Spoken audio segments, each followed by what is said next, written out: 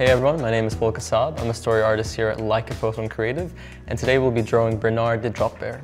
So Bernard is one of the drop bears in the film, and he's one of our key characters. And the one thing you'll see when looking at Bernard is that he's basically just a circle. And that's great for today's purposes, where we'll basically be drawing a very simplified, cute version of Bernard. I'm just going to start with a really nice, basic looking circle. So Bernard in the Wishmas Tree, he's still quite a young drop bear, so you know he's like a young baby. Whenever he's not being crazy or full of life, he's quite cute and lovable. So I'm thinking if we make Bernard sit down, that could be very cute. Straight away you can see that I'm starting to add in some other shapes to that initial circular shape that we started with. Moving into his ears, and again they're just these big, really cute round circles. Something to think about when designing your characters here for Bernard, but even your own original creations, is what kind of a mood your character has to put off. So if you want them to be very approachable, very kind, you might try some very nice round soft shapes. However, if you want them to be a bit more menacing and very sort of scary and evil, you might try something that's a bit more harsh and aggressive.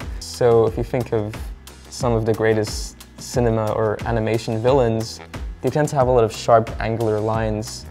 And you compare that with, say, the more cute style characters that you see in animation. They have a lot of round shapes. It's never very intimidating, and that's all done to a very purposeful effect. Your first impression of them isn't gained by going up to them and scrutinizing their detail. A lot of the times you're standing back and you're seeing their silhouette and you're seeing the general shape. That's key in terms of identifying, you know, what kind of a character you want to create. For us in animation, we want our characters to be able to be recognizable even from a distance. So that's why we start with these big, nice, massive, simple shapes.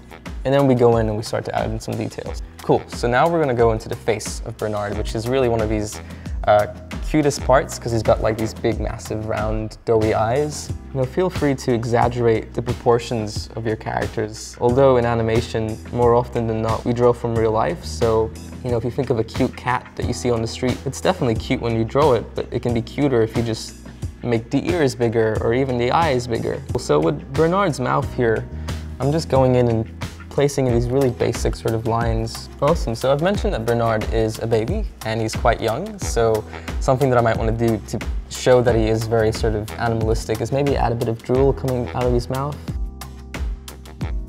Awesome, and lastly what we'll do is we might splash in some color.